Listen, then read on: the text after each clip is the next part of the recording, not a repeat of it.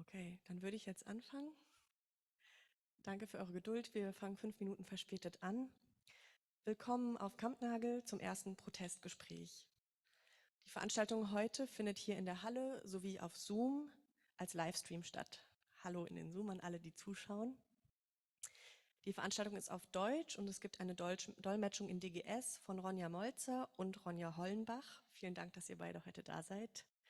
Die Übersetzung ist auch im Zoom verfügbar und ihr könnt über Dolmetschen unten in der Leiste diese Dolmetschung auswählen. Nina Siesegger betreut den Zoom und unterstützt euch auch, falls ihr irgendwelche technischen Fragen habt. Wir nehmen das Gespräch auch auf und stellen es später als Video mit Untertiteln auf YouTube online. Für alle, die hier im Raum sind und für die es keine Barriere darstellt, freuen wir uns, wenn ihr eine Maske tragt. Am Eingang gibt es auch noch welche. Und hier vorne gibt es auch noch Sitzsäcke. Ihr könnt euch gerne während der Veranstaltung bewegen, eine bequemere Position suchen oder auch den Platz wechseln. Und wenn ihr eine Pause braucht, geht einfach raus und kommt wieder rein, sofern ihr möchtet. Es gibt am Ende der Veranstaltung noch die Möglichkeit, hier und auch im Zoom Fragen zu stellen. Und die Moderation Schwarz-Rund erklärt dann noch einmal, wie das genau funktioniert. Mein Name ist Alina Buchberger. Ich arbeite hier als Dramaturgin bei Kampnagel und ich habe zusammen mit der Redakteurin Carina Bog die Wandzeitung konzipiert, die hier draußen auf dem Platz vor Kampnagel auf der Piazza hängt. In dieser Wandzeitung geht es um verschiedene Protestbewegungen in Hamburg in den 1980er Jahren. In der Veranstaltungsreihe hier auf Kampnagel, die wir heute beginnen und Protestgespräche nennen, wollen wir noch etwas tiefer in die Themen dieser Zeit hineingehen, weil sie eben bis heute dringend und aktuell sind. Wir laden Menschen ein, die in den damaligen Bewegungen aktiv waren, zum Gespräch, um von ihnen etwas zu lernen, vielleicht auch über Dinge zu streiten und verschiedene Generationen aktivistischer Kämpfe stärker miteinander zu verbinden. Und als ersten Gast haben wir heute den langjährigen Aktivisten der Krüppelbewegung, Herausgeber und Autor hier aus Hamburg, Udo Sirk, eingeladen, der jetzt so komisch hinter mir sitzt. Genau, er hat 2 Artikel dieser Wandzeitung verfasst, einen zu den Protesten behinderter Menschen hier in Hamburg in den 80ern und einen zur Gesundheitsbewegung und vor allen Dingen zu dem Hamburger Gesundheitstag 1981, zu dem wir hoffentlich heute auch was hören werden. Diese Artikel könnt ihr auch im Internet lesen. Und Nina, vielleicht kannst du den Link sogar jetzt im Chat posten, wenn das klappt. Genau, Noah Winter musste die Moderation leider absagen. Es war so angekündigt, falls Menschen verwirrt sind, dass Noah nicht hier ist. Aber ich freue mich unheimlich, dass Schwarz-Rund die Einladung angenommen hat, heute zu vertreten. Und Schwarz-Rund ist auch schon hier mit uns auf der Bühne. Vielen Dank, dass du da bist. Schwarz-Rund hat im letzten Semester mit Studierenden aller Fachrichtungen an der Uni Halle im Rahmen eines Seminars das Archiv der Krüppelzeitungen durchforstet, besprochen und auch in den Zeitkontext gesetzt. Und das heutige Gespräch wird auch zum Nachhören und Lesen auf diesem ganz tollen Podcast, den ich auch sehr liebe, von Schwarz-Rund gepostet werden. Rampe reicht. Danke, dass ihr beide heute hier seid. Entschuldigt die längere Einleitung und ich bin sehr gespannt auf das Gespräch.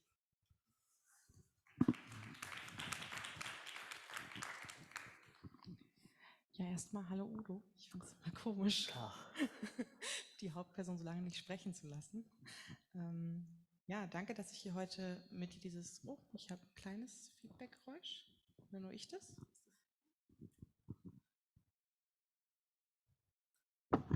Ich spreche nochmal. Ist es jetzt besser? Ja, okay, super. Genau, vielen Dank, dass ich heute hier mit dir auf dem Panel sitzen darf und dich nachher auch noch aushorchen darf. Es wurde schon einiges zu Udo gesagt. Ich mag auch noch kurz was sagen, und zwar einfach dazu, was für mich diese Texte bedeuten. Ich habe bei weitem noch nicht alles von Udo gelesen, aber es hat mich sehr mitgenommen. Ich arbeite viel zu 1980er Jahren und irgendwie war das für mich wichtig zu gucken, was wurde damals eigentlich in Deutschland geschrieben, was ich als widerständig einordnen würde. Und vor allem die Krüppelzeitung und deine Texte da drin bedeuten für mich einfach tatsächlich in der deutschen Sprache, die halt meine Hauptsprache ist, widerständige Texte lesen zu dürfen. Und genau, diese Gedanken, die du darin hast, auch die Analyse und die Betrachtung, das historische Einordnen und auch Herauskramen von historischen Kontexten, hat mich einfach beeindruckt und mitgenommen. Und ich finde eigentlich den wichtigsten Eindruck, denen, die meine Studis hatten, die ja noch mal jünger sind wie ich, die sind noch mal 10 Jahre jünger. Und die haben diese Zeitung gelesen und wir haben dann dazu einzelne Sitzungen gemacht zu den einzelnen Jahren. Und ich würde sagen, 50% der Emotionen war, wie kann das denn damals schon geschrieben worden sein, wenn heute die Probleme noch immer existieren? Und ich glaube, dass sie diese Wut aber empfinden können, geht halt, weil ihr das verschriftlicht habt und weil ihr ein Archiv dadurch geschaffen habt. Und ja, genau. Ansonsten freue ich mich total darauf, jetzt noch mehr von dir zu hören und davon zu hören, wie du heute darauf blickst, zu dem, weswegen wir heute hier sind und was du für Ergänzungen hast, Anmerkungen aus dem Jahr 2023 zu all den Kämpfen. Ist ja auch ein bisschen wie so eine kleine Zeitreise tatsächlich. Und ja, damit würde ich jetzt einfach an dich übergeben. Herzlich willkommen, Udo. Jo, vielen Dank. 45 Jahre bin ich jetzt ungefähr dabei, Behindertenpolitik zu machen. Und das jetzt in 20 Minuten mal kurz darzustellen, ist nicht ganz einfach. Ich werde versuchen, einige Aspekte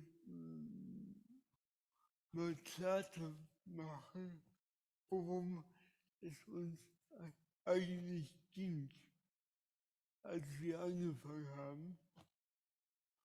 Und der erste wichtige Punkt ist, ich werde oft gefragt, warum wart ihr damals so empört? Wo kam eigentlich eure Wut her? Und da gibt es viele Aspekte, die ich jetzt nur kurz anreißen kann. Der erste Aspekt ist der, wäre ich 15 Jahre ungefähr vorher geboren, dann würde ich hier nicht sitzen, sondern ich wäre ein Opfer der Nazi-Ärzte in der Kindereuthanasie geworden.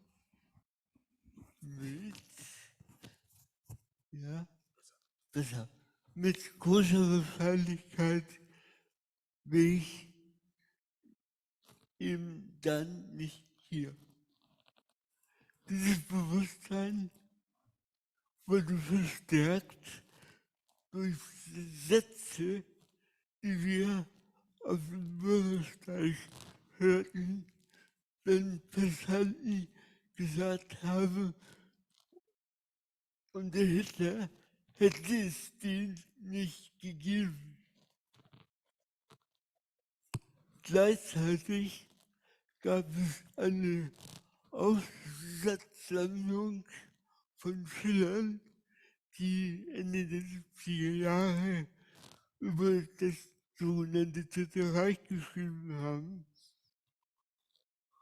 Und da hieß es, aber Hitler hatte auch gute Seiten, er hat die Behinderten beseitigt. Das sind 3 Highlights, die erklären, woher unsere Wut kam. Wir waren im Grunde genommen die Fortsetzung von dem, was als unwertes Leben angesehen worden ist. In dieser Situation, denke ich rückblickend, gab es nur 2 Möglichkeiten.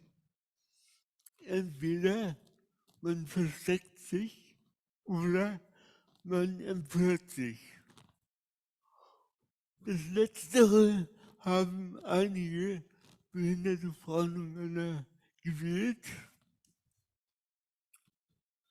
Eine Rarität von Anfang der 80er Jahre, denn wenn eine behinderte Person protestiert hat, dann gab es mindestens 9, die sich dafür entschuldigt haben. Behinderte Menschen wurden erzogen, zur Dankbarkeit. Sie waren dankbar für alles, was Gott ihnen aufgestellt hat, auch dann, wenn es gegen ihre eigenen persönlichen Interessen und Lebensperspektiven ging. Mit diesen Ansätzen, die auch wir alle, die dann zur Protestbewegung wurden, die wir alle auch im Elternhaus erlebt haben, mit diesen Ansätzen wollten wir brechen. Das war insofern nicht ganz einfach, weil behinderte Menschen hatten als Perspektive das Leben in einem sogenannten goldenen Käfig. Perspektive Sonderkindergarten, Sonderschule, Werkstatt für behinderte Menschen, Heim- oder Anstaltsunterbringung und, wenn man Glück hatte, in Anführungszeichen, zu Hause wohnen, bis die Eltern sterben. Das war die Realität. Und ein Moment, warum behinderte Menschen aktiv geworden sind, ist die Erfahrung gewesen, dass, wenn man von zu Hause ausziehen wollte, es quasi nicht ging, weil es so gut wie keine behindertenfreundliche Wohnungen gab.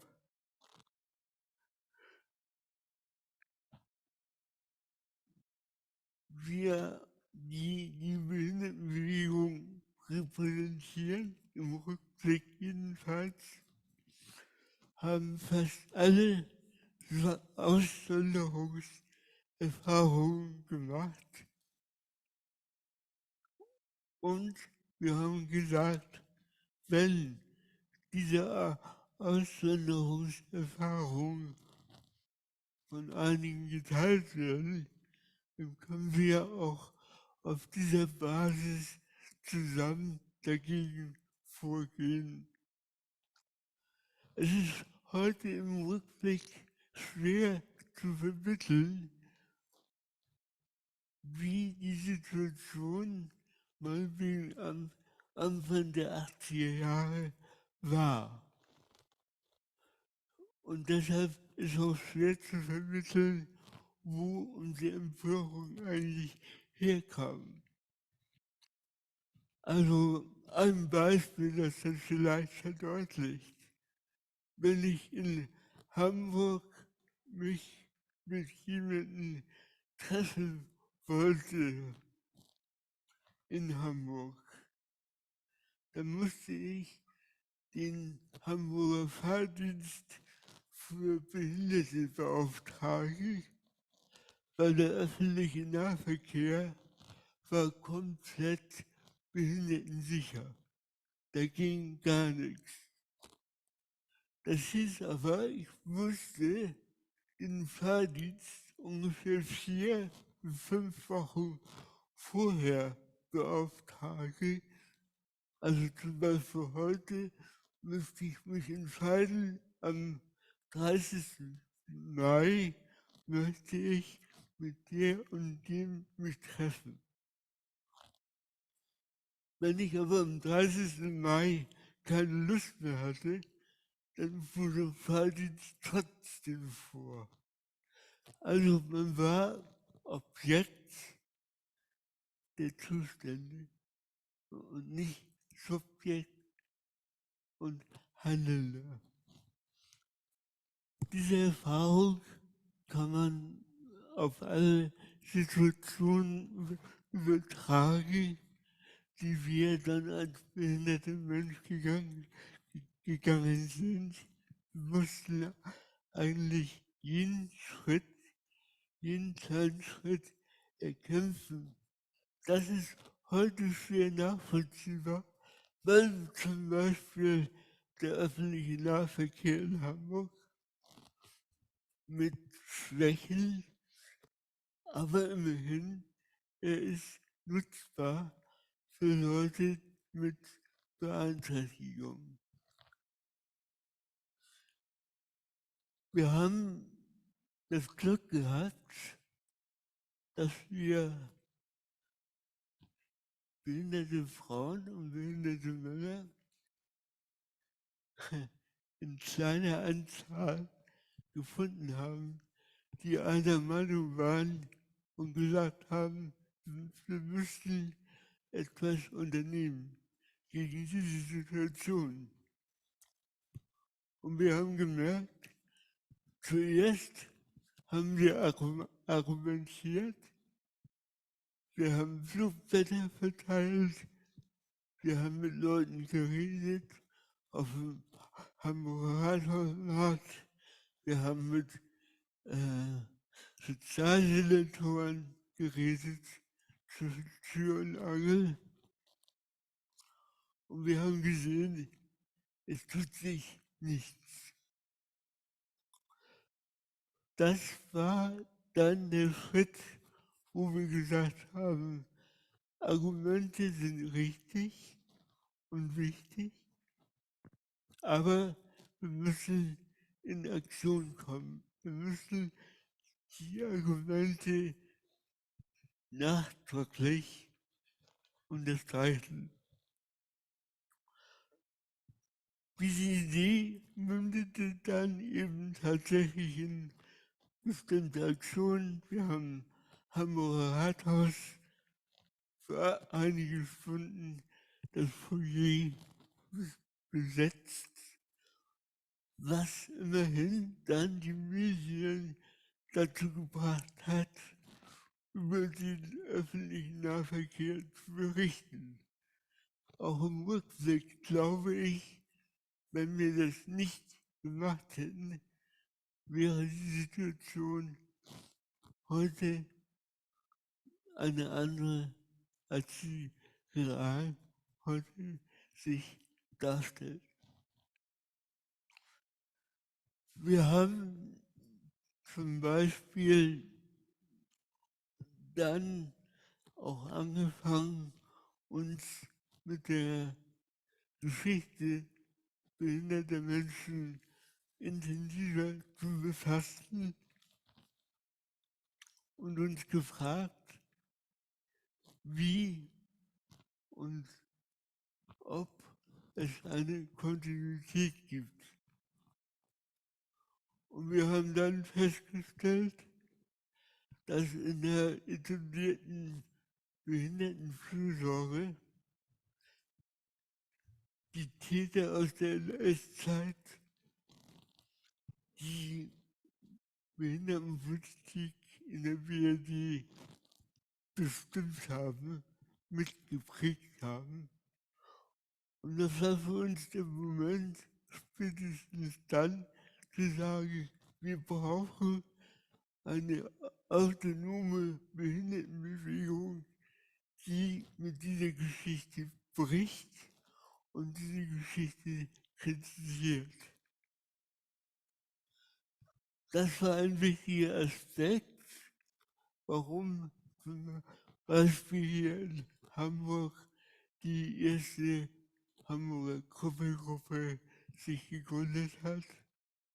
Wir waren empört und wütend über die Behindertenfachleute, die sich selber als Wohltäter gepriesen haben und von ihrer Geschichte, von ihrer Vergangenheit nichts wissen wollten. Diese Fragestellung, gibt es eine Kontinuität, die hat uns eigentlich bis heute begleitet und hat uns richtig viel Ärger eingebracht. Dort, wo wir Kontinuitäten aufgedeckt haben, zum Beispiel im Bereich der Klangstellsektion, da hörte dann der Spaß auf. Da waren wir praktisch die Netzbenutzer der Behindertenpolitik. Ganz kurz, weil die 20 Minuten gingen ganz schnell um. Wir haben gemerkt, wir können protestieren, wir können argumentieren, aber wir müssen da auch etwas gegen die Institutionen setzen, die bestehen. Deshalb hat sich in Hamburg als ein Teil der Selbstbestimmungsbewegung der Verein Autonom Leben gegründet. Autonom und nicht selbstbestimmt, weil die Hamburger waren immer ein Stück weit politisch linker als der Rest in der Republik Westdeutschlands. Und wir haben für die selbstbestimmten Lebenszentren auch dann eigene Beratungsstellen aufgebaut. Als nächster Schritt haben wir gesagt, es muss nicht immer Werkstatt sein als Perspektive, es kann auch woanders gearbeitet werden. Und wir haben in Hamburg dann Arbeitsprojekte initiiert. Nadia Hartke und ich waren beteiligt an den Projekten Röberhof Café und Café Lotte. Über 20 Jahre haben wir das gemacht und gezeigt, Menschen mit unterschiedlichen Beeinträchtigungen kommen auch mit Schwierigkeiten, aber es geht auf den freien Arbeitsmarkt zurecht.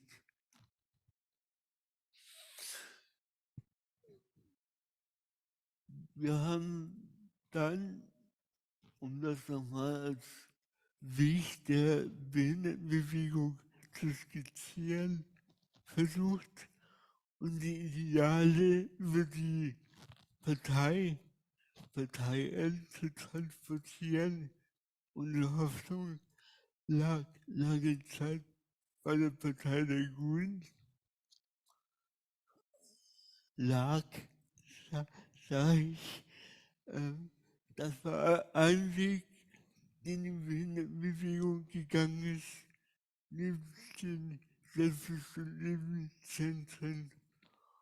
Und der andere Weg war der, dass viele, die akademische Laufbahn eingeschlagen haben und seit ungefähr 12, 15 Jahren so etwas initiiert haben wie Disability Studies an den Hochschulen und an den Universitäten. Das heißt, die Ideen der Kopfbewegung aus den Jahren 1980 werden im Jahr 2023 punktuell an den Hochschulen und Universitäten von uns, sag ich mal, gelehrt. Das vielleicht in 20 Minuten ein kurzer Abriss, was die Protestbewegung von 1980, 1981 ausgemacht hat und wo sie heute ungefähr steht. Ja, so viel. Ich danke dir sehr, dass du das so für uns zusammengefasst hast.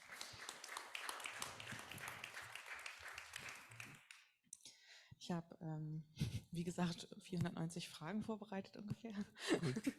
Ich hoffe, du hast 17 Tage eingeplant. Nein, ich versuche natürlich nicht alle Fragen zu stellen, damit ihr auch später noch Fragen stellen könnt im Publikum. Ich habe mir jetzt aber auch gerade tatsächlich noch Sachen notiert und mag da einfach noch mal kurz so nachfragen, wenn das für dich passt. Okay, cool, super. Mm, Genau, ich fand diese Aufteilung total spannend, die du gesagt hast, dass es diese Trennung gab zwischen dem Verstecken und dem Empören als Reaktion auf ja, die weiterhin bestehenden Umstände, sag ich mal. Und dieses sich entschuldigen für die anderen oder für die, die irgendwie Rechte einfordern. Wie habt ihr das navigiert in der Bewegung? Also habt ihr Fronten aufgebaut oder habt ihr versucht, die Leute irgendwie zu politisieren? Also wie waren da so Erfolge, Misserfolge im Umgang mit dieser unterschiedlichen Weltwahrnehmung? Ja, es gab Umfragen Ende der 70er Jahre ungefähr in der Bevölkerung, was sei charakteristisch für behinderte Menschen. Und 60% der Befragten haben gesagt, ihre Dankbarkeit. Und das Schlimme ist, dass das gestimmt hat. Hm. Behinderte Menschen sind und auch heute nach meiner Einschätzung viel zu dankbar. Hm. Sie kriegen einen Krümel hingeworfen und sie sind dankbar für die nächsten 10 Jahre, bis der nächste Krümel kommt. Vielleicht. Vielleicht. Und wie wir damit umgegangen sind, ähm, wir haben einfach gemacht. Hm. Ja? Wir haben im Rückblick, würde ich sagen, vielleicht positiv sieht sowas wie ein Vorbild geschaffen, Hm. dass andere Menschen mit Beeinträchtigung gesehen haben, ja guck, wenn die auf die Straße gehen und demonstrieren oder wenn sie den Busverkehr blockieren und es scheint ja irgendwas zu bewegen, Ja. dann ist es vielleicht auch an, an der Zeit, dass ich mich bewege. Man darf sich aber nichts vormachen. Wir reden heute immer von der Behindertenbewegung oder der Krüppelbewegung und die Leute denken, boah, da war aber was los. Äh, Das waren 50 Aktivisten in Westdeutschland, ja. Ja. Und dafür haben wir eine Menge erreicht.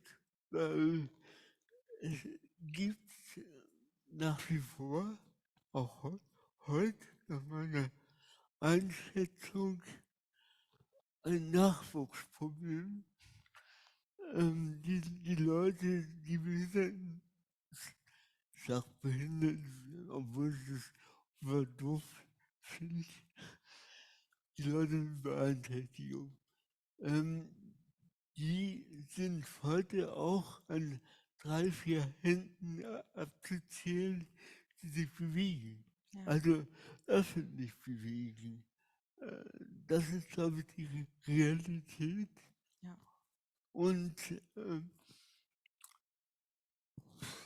diese Variante, dass viele zufrieden sind mit dem, was ihnen geboten wird, die ist meines Erachtens immer noch sehr präsent. Hm. Ja, das frage ich mich auch, ob sich da die Prozente überhaupt verändert haben. Ich glaube, wir sind noch immer gut bei 9 Zehntel, die sich alle mindestens in der Dankbarkeit verlieren. Also vielleicht ein Beispiel, sorry. Klar. Vor 2 Jahren haben wir eine Petition gestartet und gesagt, wir müssten endlich daran arbeiten, dass die Werkstätten für behinderte Menschen perspektivisch geschlossen werden. Und eine Reaktion war die, dass die Behindertenbeiräte, so heißen die tatsächlich, vehement gegen diese Petition gewettet haben Ja. und sich für ihre Aussonderungsinstitutionen stark gemacht haben. Also als ein Beispiel, was es vielleicht verdeutlicht, was ich meine.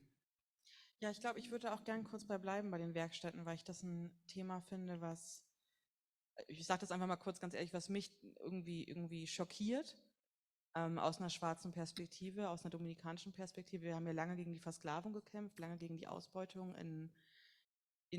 also in der Produktion, sage ich einfach mal, in einer sehr bestimmten Form dagegen gekämpft. Und das Besondere an meiner Heimat ist, dass wir quasi auch uns nicht durchgesetzt haben. Also die Dominikanische Republik hat sich nie selber befreit in voller Gänze von den Unterdrückungsmechanismen, was Haiti geschafft hat.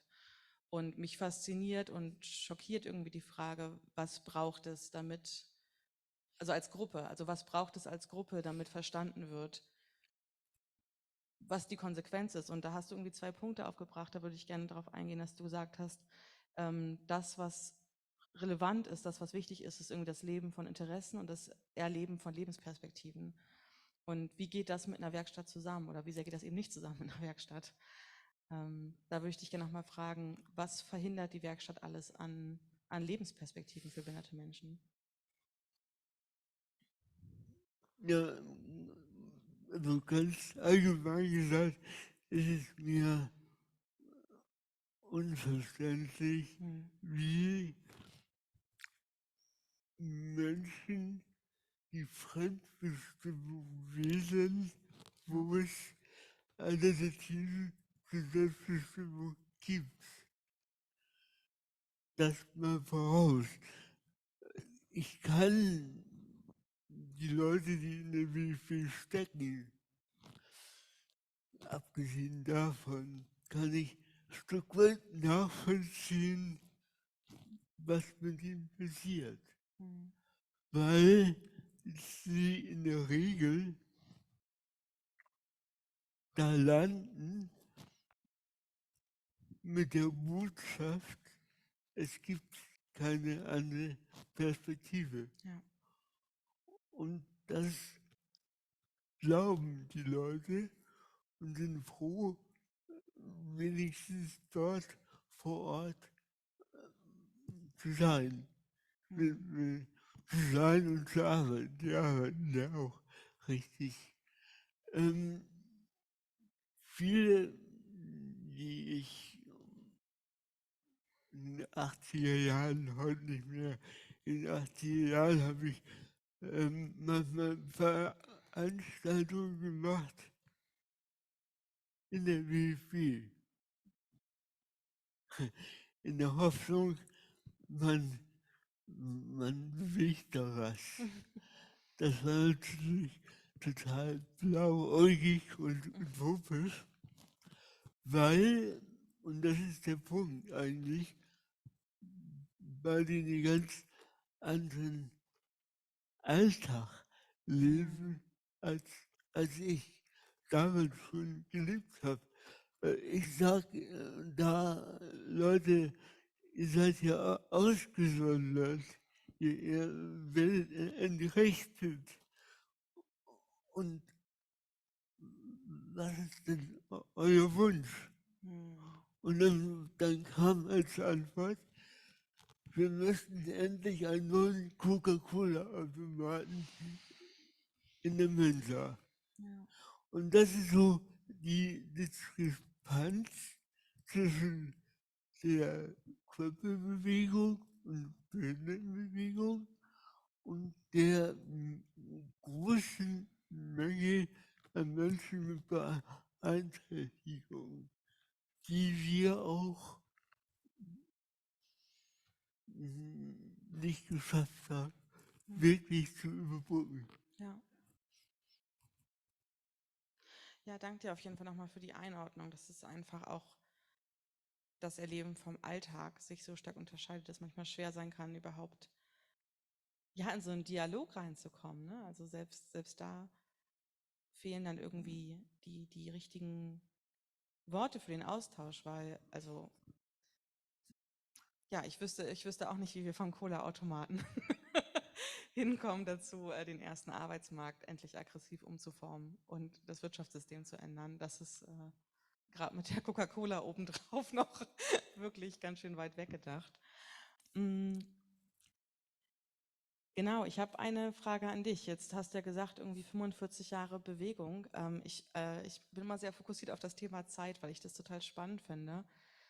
Wie gehst du damit um, dass viele Themen, du hast ja gesagt, manche Themen haben sich tatsächlich verbessert, ne? Wie der Nahverkehr, irgendwie persönliches Budget, auch wenn das bis heute noch immer nicht ganz einfach zu beantragen ist.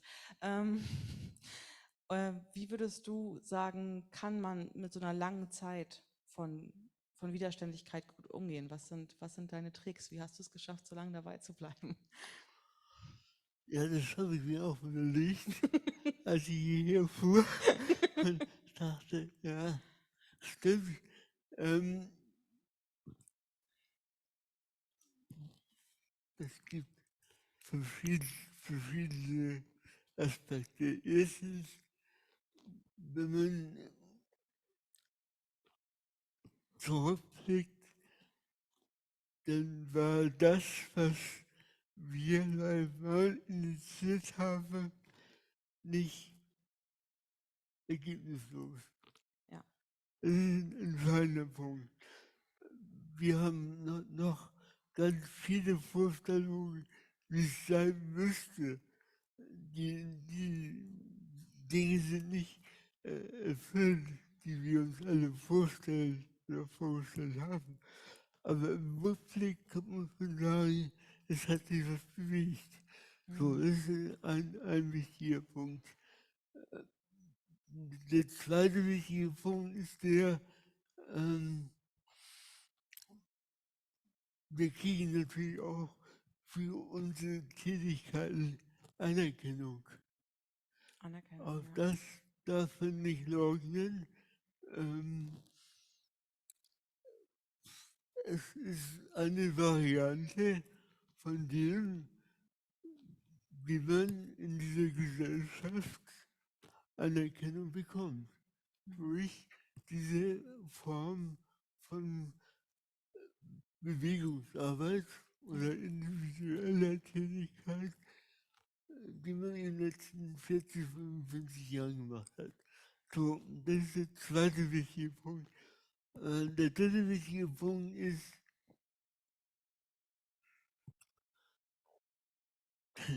dass wir darauf geachtet haben, dass es auch immer Spaß macht.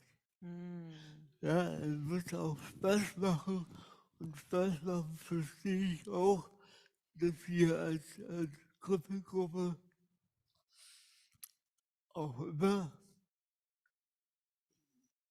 Abende verbracht haben mit viel Bier und Wein. Ja.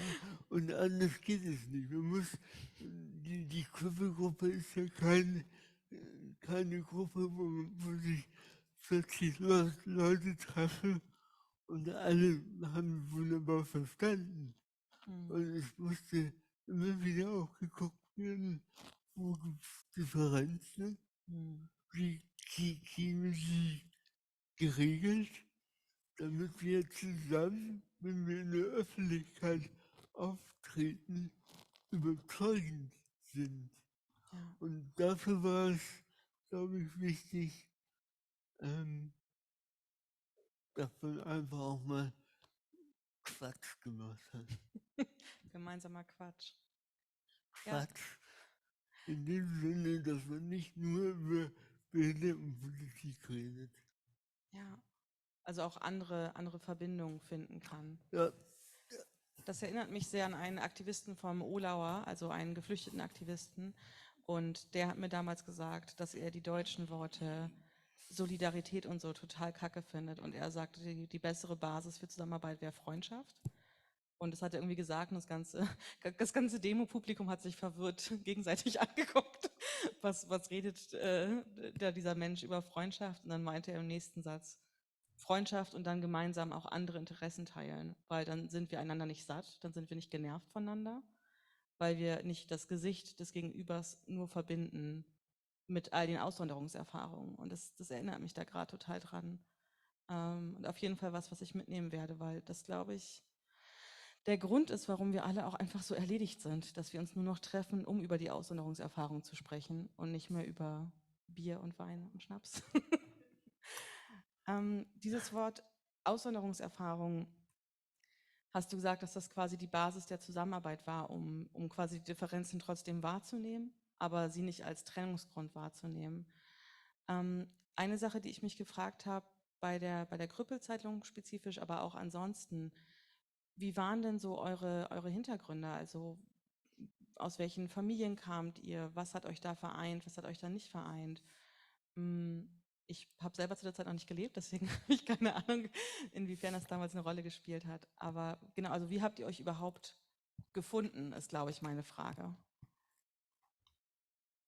Ja, es ist ein wichtiger Aspekt, weil ich beziehe mich jetzt mal auf die Gruppe. Das ist einfacher. Und da ist es einfach so, dass diejenigen, die in der Gruppe waren, die waren schon vor der Behindertenpolitik politisiert. Ein Teil kam aus der Frauenbewegung, andere kamen aus der Bewegung der Gesellschaft gegen die Unterdrückung von Völkern.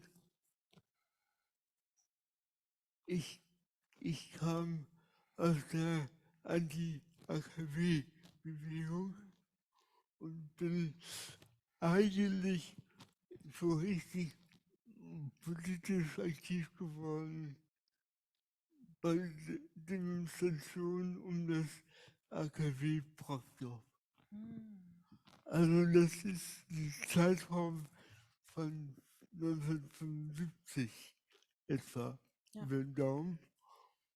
Und die Behindertenpolitik kam dann, wo man ein politisches Bewusstsein eigentlich schon hatte. Okay, das ist spannend. Und das erklärt dann auch eine schnell gefundene Basis in diesen Gruppen, obwohl viele aus ganz unterschiedlichen Zusammenhängen sich da fanden.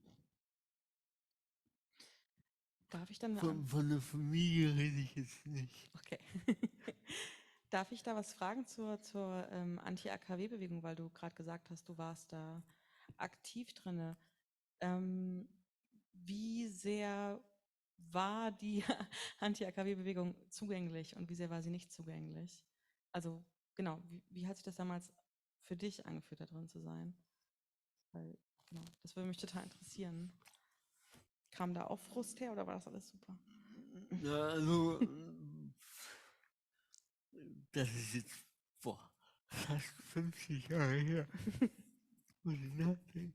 Also, die Demonstrationen, die ich da miterlebt habe, waren sehr aufbauend, weil ich gemerkt habe, da kommen ganz viele Menschen zusammen und haben ein Ziel, nämlich dieses AKW zu verhindern. Das war sehr ermutigend und in den ersten 2 Jahren war es auch so, dass ich da dachte, das ist eine Arbeit, die ich auch fortsetzen will. Dann kam die Behindertenpolitik dazwischen und ich weiß gar nicht mehr genau wann, Mitte der 80er Jahre kam dann aus unseren Reihen, ich glaube, einer der ersten war Franz Christoph, ein Ideengeber der Kuppelbewegung, ähm, der zum ersten Mal, wenn ich mich richtig erinnere, die AKW-Bewegung kritisiert hat, weil sie eine Gesundheitsideologie verfolgt, ja, und wir als behinderte Menschen, die wir in der AKW-Bewegung waren, praktisch als Muster da waren. Weil die AKW-Bewegung hat damit argumentiert, wenn überall AKW steht und die Strahlung zunimmt oder gar ein AKW-Unfall passiert, dann wird es unglaublich viele Menschen mit Beeinträchtigung geben. Das heißt, wir, die da praktisch bei diesem Rednerpult standen, waren plötzlich diejenigen, die als Abschreckungsmuster standen. Äh, Da gab es einen Bruch zwischen AKW-Bewegung und Kuppelbewegung. Das heißt nicht, dass wir AKWs plötzlich gut fanden, aber die, Mehr Menschen für die Bewegung. die Argumentation, Ja. die haben wir dann kritisch wahrgenommen. Ja, total. Dankeschön. Das rattert gerade sehr in meinem Kopf, weil ich gerade forsche und recherchiere zu der Frauenbewegung, die sich zum Brustkrebs genauso auch behindertenfeindlichen Metaphern bedient hat. Deswegen danke dir auf jeden Fall für das Einordnen.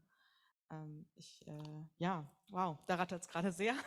Ich versuche mal kurz meinen Kopf umzurattern. Das ist gut, wenn es rattert. Ja, auf eine sehr gute Art auf jeden Fall. Ich kündige jetzt schon mal kurz zeitlich an, dass ihr euch ab jetzt aktiv Gedanken machen dürft zu Fragen, die ihr gleich habt. Ich stelle noch eine Frage und währenddessen müsst ihr beides machen, zuhören und grübeln. Beides bitte. Genau. Ich habe noch eine Frage an dich, die natürlich vollkommen nur aus gutem Sinne herausstelle und nicht ganz genau für mich.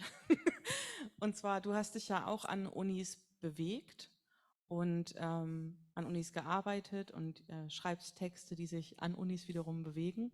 Genau, hier kommt mein guter Buchplug mal kurz, dass ich kurz das Buch bewerbe. Und zwar gibt es 3 Bücher, die ihr vorne erwerben könnt. Vorne sagt hinten, also dort an dem Bücherstand. Die kosten jeweils 15 Euro und das eine Buch heißt zum Beispiel Widerspenstig, eigensinnig, unbequem, die unbekannte Geschichte behinderter Menschen von Udo. Große Lese- und Kaufempfehlung, damit ihr all das, was wir jetzt angerissen haben, auch nochmal genauer mitnehmen könnt. Und meine Frage folgt jetzt sofort. Und zwar, und ich finde es eine total schwere Frage, auf die ich selber überhaupt keine Antwort finde. Also genau, du hast ja schon erwähnt, dass die Krüppelzeitung auch bis heute irgendwie an Unis vorkommt und die Errungenschaften der Krüppelbewegung. Es gibt ja diesen Satz auch, nichts über uns ohne uns. Und ich frage mich, wie wir das im Wissenschaftskontext beachten und umsetzen können. Also wer forscht und wer spricht. Aber vielleicht auch auf welcher Stelle. Mit welchem Geld. Ja, das ist in Deutschland nach wie vor ein mittleres Desaster, weil es gibt an Universitäten und Hochschulen vielleicht 2 Dutzend Personen mit Beeinträchtigung, die lehren. Es gibt, glaube ich, jetzt in ganz Deutschland 4 oder 5 Professorenstellen für Disability Studies. Ja. wenn man sich umhört oder umsieht in den USA oder in Großbritannien, dann sind wir hier in Deutschland ein Lichtjahr hinterher. Da ist es eher selbstverständlich, dass Personen mit Beeinträchtigungen in diesem Sinne nichts über uns ohne uns an der Ausbildung beteiligt sind. Und zwar nicht nur im sozialen Bereich, sondern auch in allen anderen, Ja. nicht in allen, aber in vielen anderen akademischen Angeboten. Ja. Und ja, gut, in Deutschland gibt es das seit ungefähr 15 Jahren. Wir machen Fortschritt. Wir sind bald 1805 angekommen, wenn wir uns anstrengen. Ich danke dir sehr für die ehrliche Antwort. Ich bin ja selber gerade quasi in dieser komischen Situation, wo ich mich entscheiden muss, entweder an der Uni zu bleiben, um in die Lehre zu kommen. Also in der Lehre bin ich ja natürlich schon, so wie das in Deutschland ist, aber in 20 Jahren, wenn ich ganz viel Glück habe, dürfte ich noch dafür ordentlich bezahlt werden. Vielleicht. Und merke aber auch einfach, dass das ganze System so geschaffen ist, dass mein Körper das gar nicht leisten kann. Also das fängt schon an bei diesem Auslandszwang. Dann wird einem halt geraten, na, dann fahr halt mal für 2 Wochen hin und dann einfach noch 3-mal für 2 Wochen, wo ich schon vor Lachen umfallen könnte. Weil ich werde nirgendwo für 2 Wochen hinfahren. Das ist mir viel zu viel Aufwand, meine ganzen Hilfsmittel mitzunehmen. Und die Finanzierungssituation auch so ist, dass das gar nicht für mich leistbar ist. Also in den USA wird auch über die Disability Tax gesprochen, die bei 26% liegt für denselben Lebensstandard. Und ich merke einfach, wie sehr die Uni sehr doll daran festhält, behinderte Körper einfach außen vor zu lassen. So. Mindestens durch Mechanismen, die schon furchtbar sind, die einfach nochmal extra furchtbar dann sind. Deswegen danke dir auf jeden Fall nochmal für diese Einordnung in den Zahlen. Ich finde, in dem Kontext sind Zahlen einfach total wichtig, um auch zu sehen, wenn es nur 5 Professuren gibt, worum kämpfen wir überhaupt? Danke dir auf jeden Fall dafür. Ich würde jetzt mal kurz fragen, ob es im Raum oder im Chat Fragen gibt. Lose Gedanken. Da gibt es eine Frage, da hinten.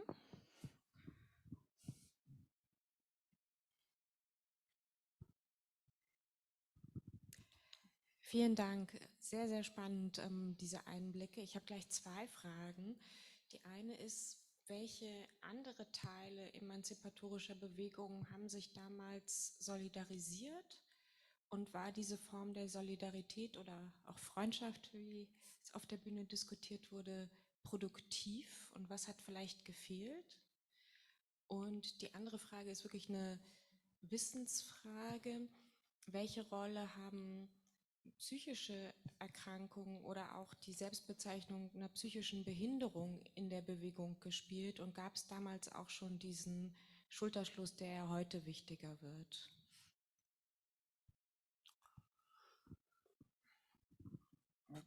Ja, die Köppelgruppen hatten den Ansatz, die sogenannte Behindertenhierarchie zu brechen. Das heißt, in den Köppelgruppen gab es Menschen, die sich im Rollstuhl bewegten, Menschen, die schlecht sehen konnten, manche konnten wenig hören und es gab, aber das muss man auch sagen, ganz, ganz selten, vor allem in der Bremer Gruppe, gab es Leute aus Heimen, die heute als lernbehindert gelten würden.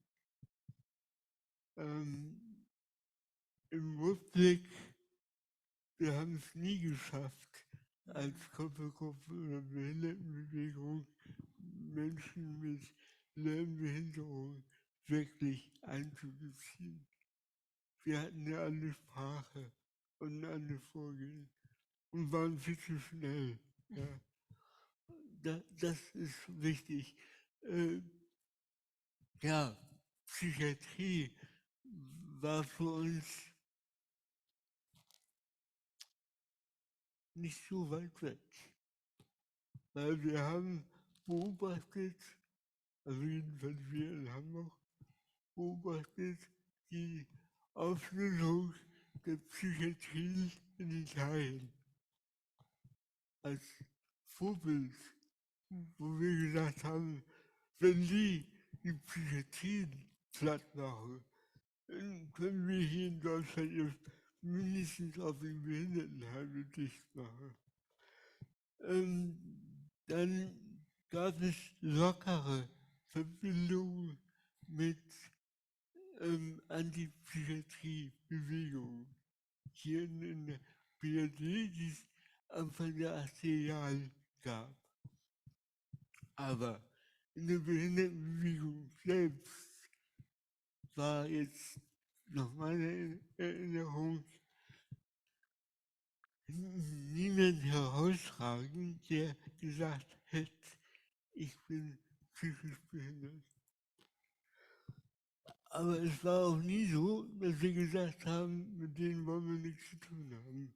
Was wichtig war, weil die gesamten Behindertenverbände haben gesagt, das sind die Leute in der Psychiatrie, da sollen sich mal die Psychiatrieprofessoren drum kümmern. Ja? Also vom Ansatz her waren wir schon einen Schritt weiter. So. Die zweite Frage nach der Solidarität mit einer Bewegung oder mit dieser Zusammenarbeit mit einer Bewegung. Die war nicht einfach und ist auch nicht einfach, weil meinetwegen in der Schulbewegung, jedenfalls Anfang der 80er Jahre, war Behinderung gar nicht gut.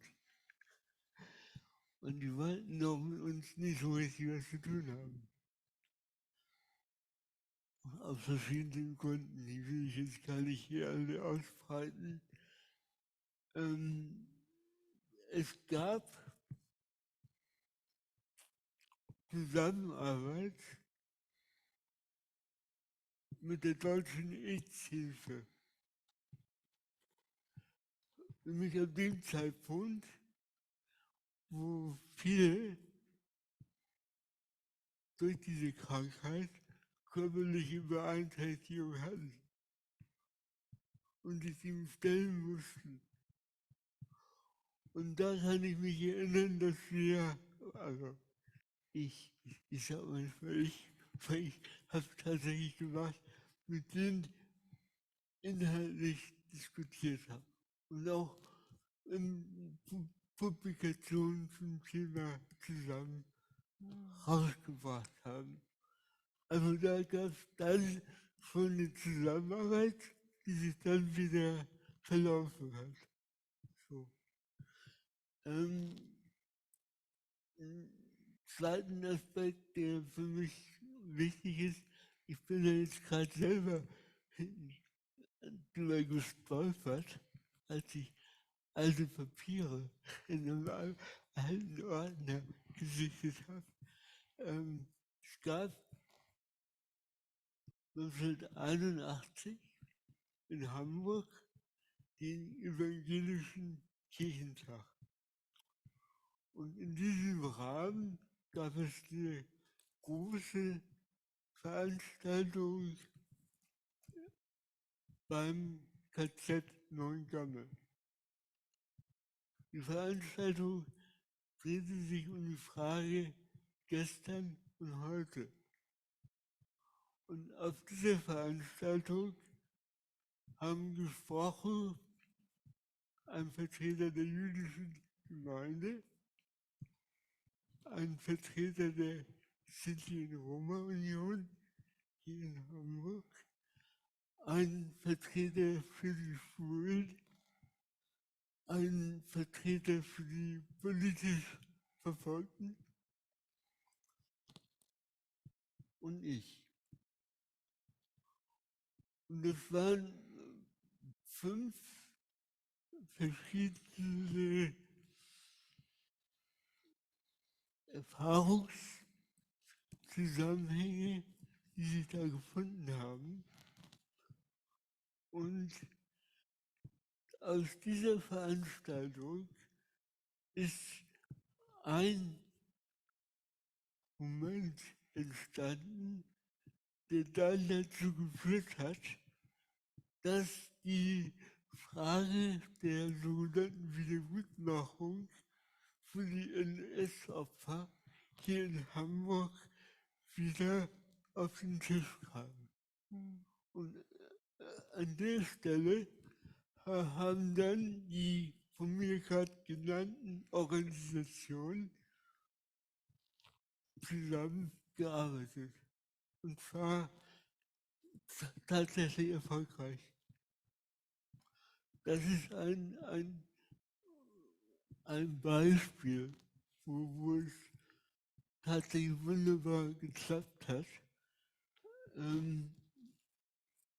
Ist aber auch eine Rarität. Ja. Ich danke dir für die Schilderung. Ich muss kurz eine technische Ansage machen, die ich gerade vergessen habe, aber währenddessen wird mein Gehirn weiter darüber nachdenken.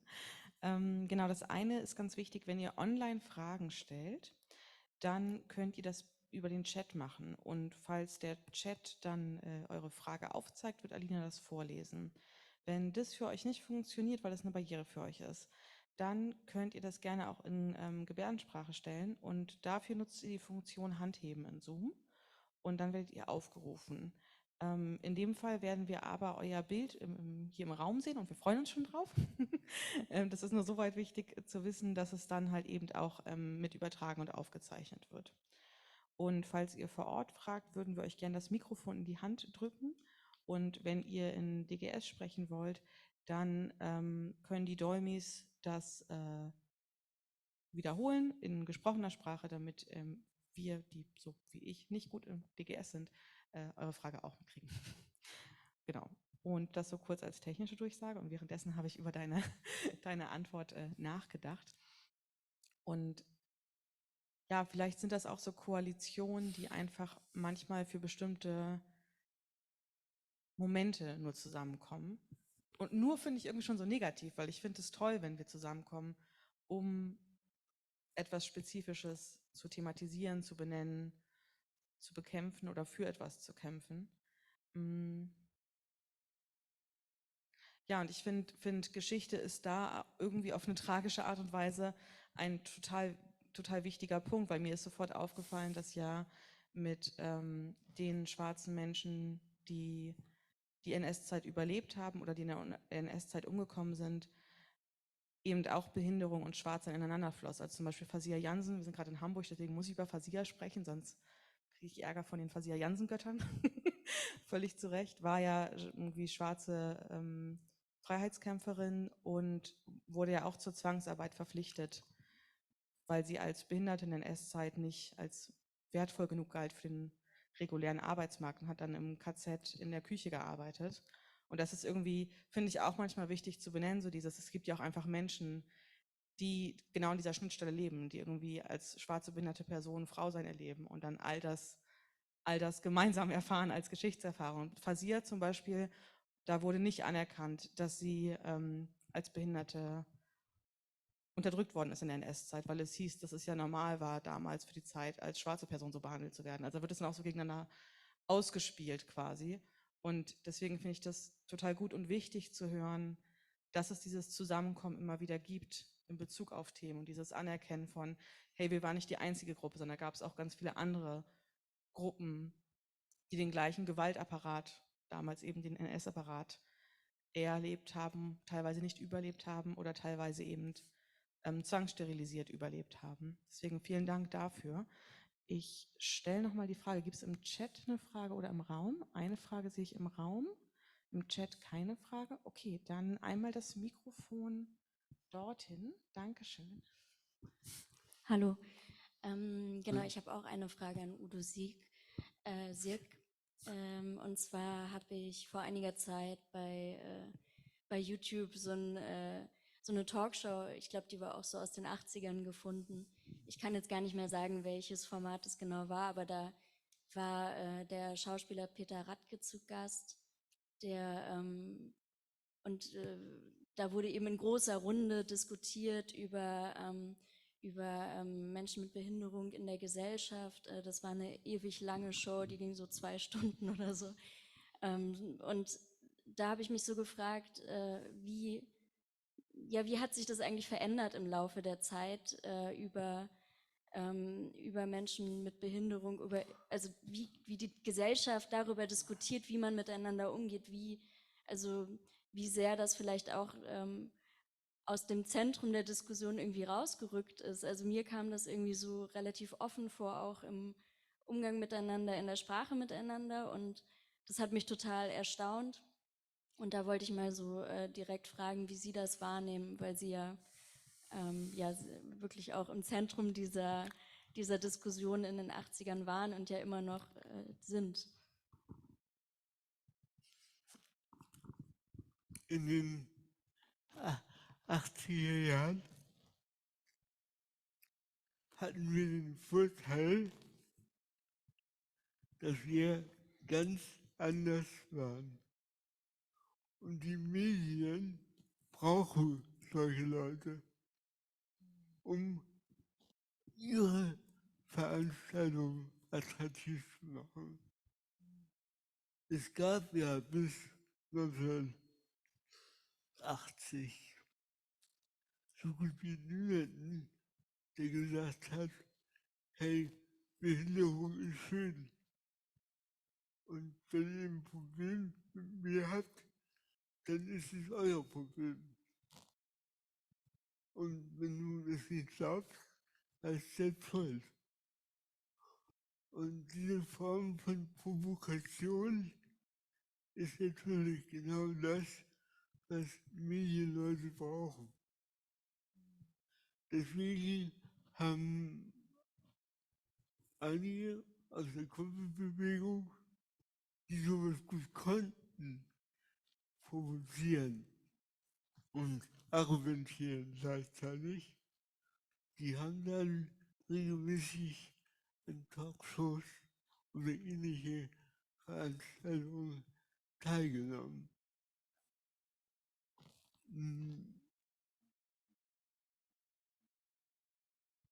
Wir haben das schon aber auch manchmal, nicht immer, manchmal reflektiert.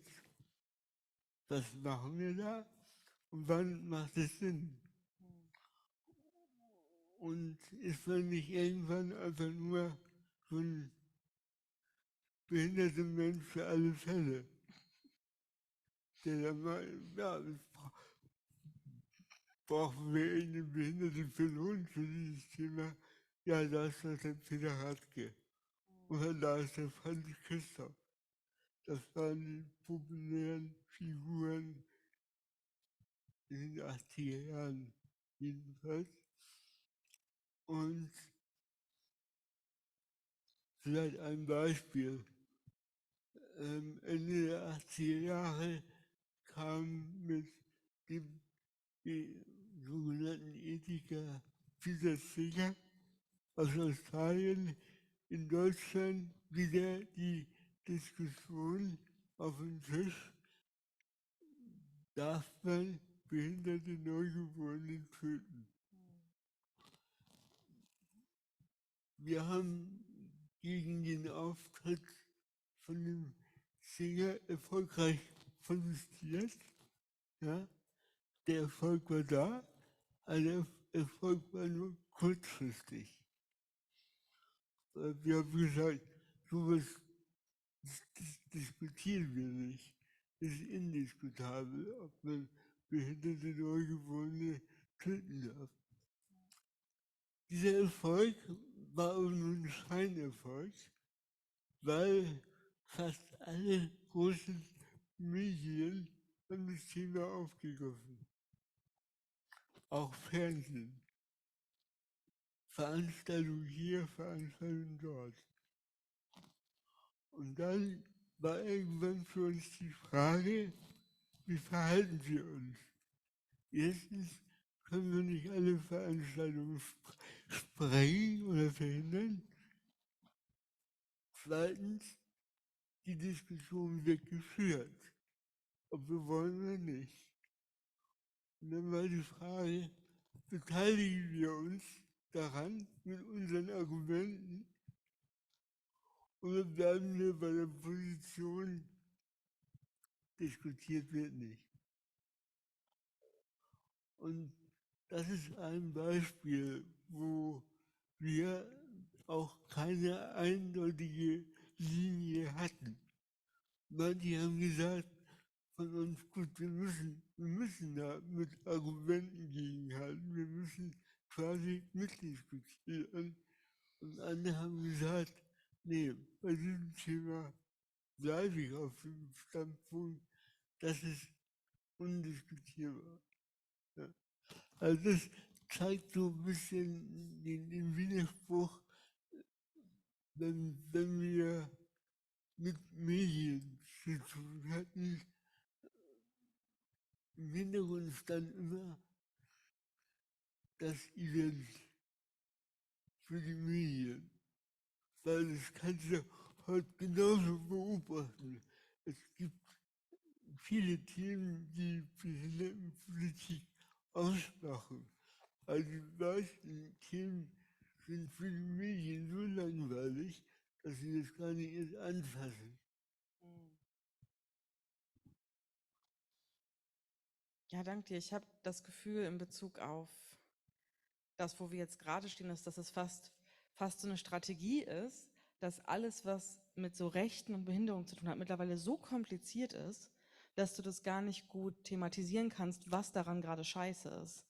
Also ich kann irgendwie mit jemandem, der es schon mal beantragt hat, das persönliche Budget, mit dem kann ich irgendwie darüber reden, warum das scheiße ist. Aber wenn ich das mit einer neuen Person bespreche, oder wenn ich das jetzt versuchen würde, hier auf dem Panel zu erklären, dann müsstet ihr alle auf jeden Fall viele Nachfragen stellen und das wäre ganz schön kompliziert und wir müssten uns Formulare angucken und ne, so ist irgendwie uns mit den verschiedenen Modellen von Behinderung beschäftigen und da zu politisieren, finde ich total schwer.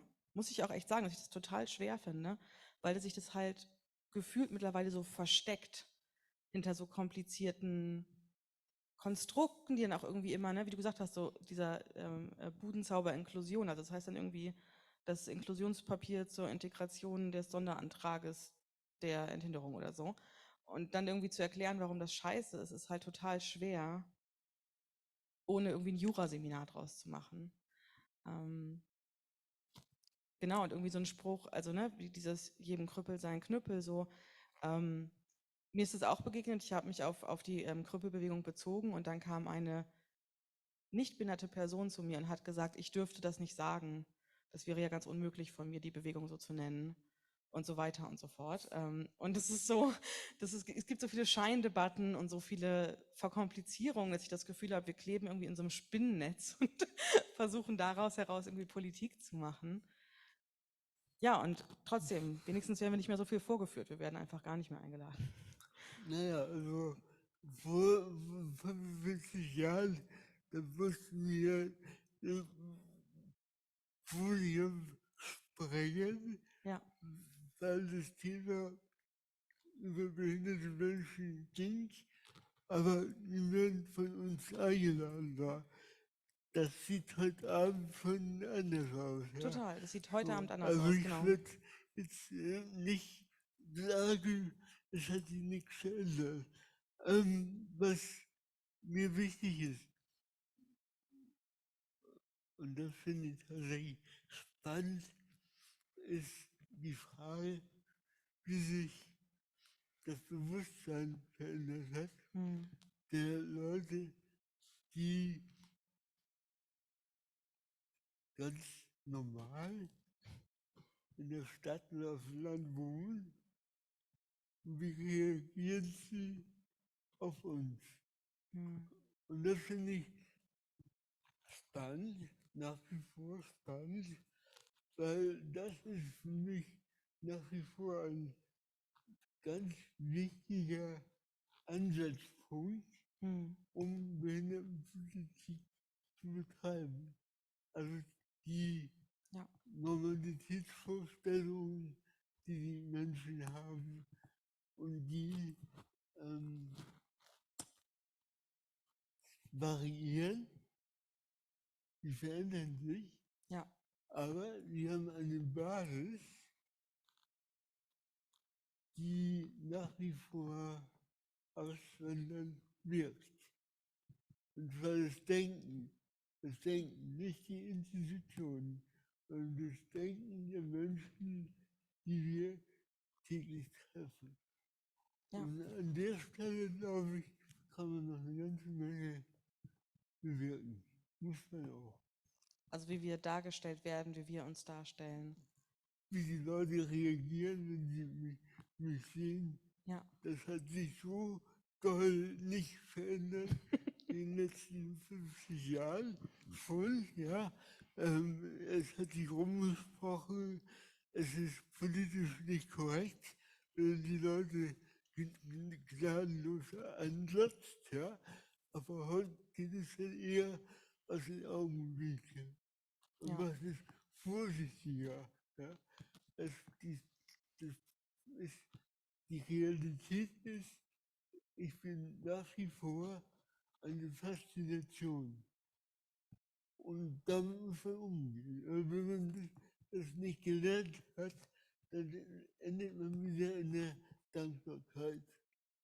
Und was mir eben wichtig ist, deswegen sage ich das hier jetzt so ausführlich, ist, dass man nach wie vor die Normalität mit uns konfrontiert.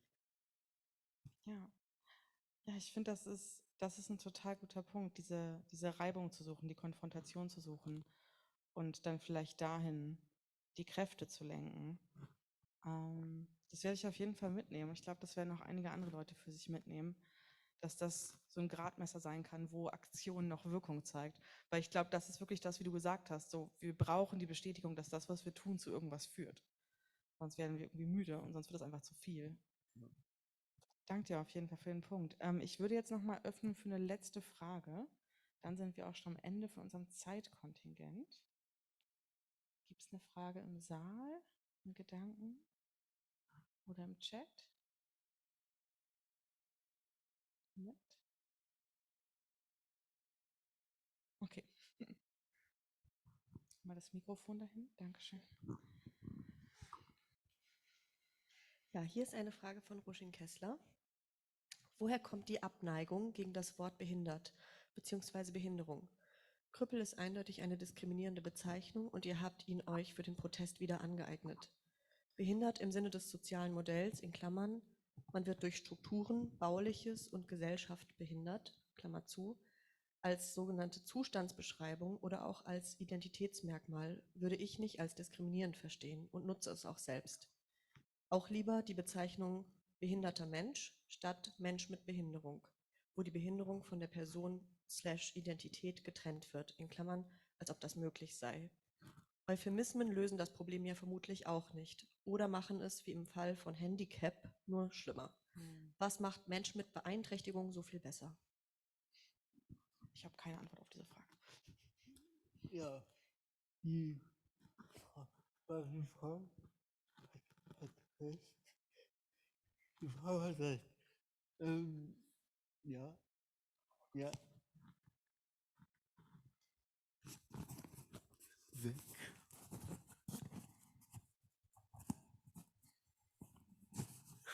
Okay. Wir haben das Wort Kuppel benutzt, absichtlich und gezielt,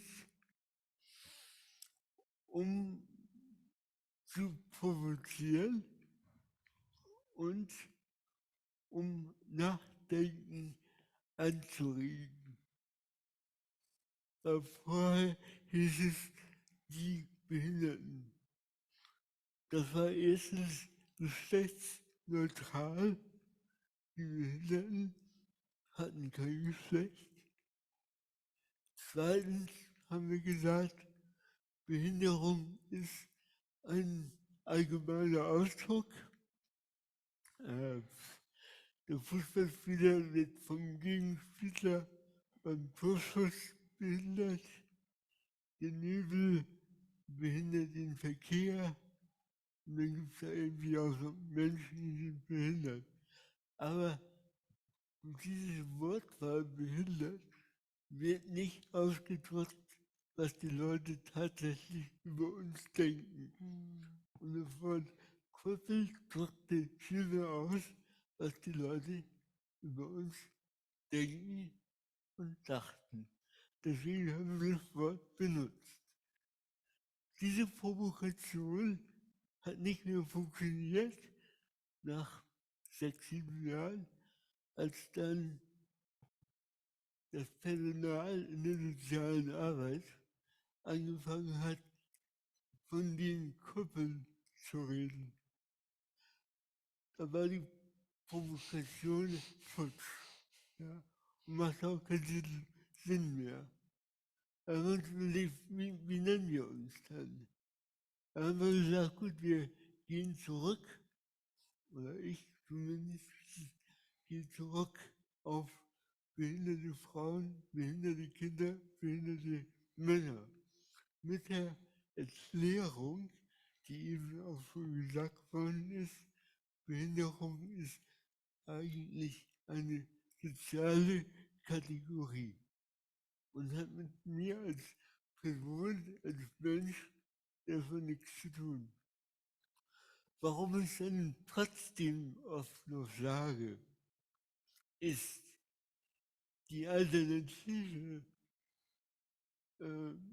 Menschen mit Besonderheiten, Menschen mit Beeinträchtigung und was weiß ich, was sich da alles überlegt wird, ja, hat alles im Bewusstsein der Leute, die dieses Wort hören, einen negativen Klang.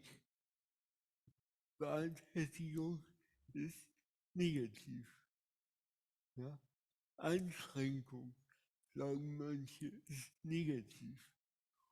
Und deshalb wechsle ich manchmal zwischen behinderten Personen und Menschen mit Beeinträchtigung, weil das Letzte sich langsam einbürgert. Das Erste finde ich nicht gut, aber mir ist noch nichts Besseres eingefallen. Ja, ich hoffe, das war die Antwort.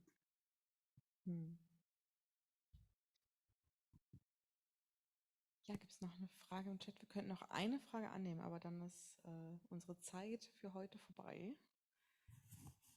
Gibt es eine kurze Frage? Okay. Es ist keine Frage, sondern ich sehe es eher als einen Einschub. Hier schreibt eine Person, ich habe eine Beeinträchtigung und werde behindert. Mhm.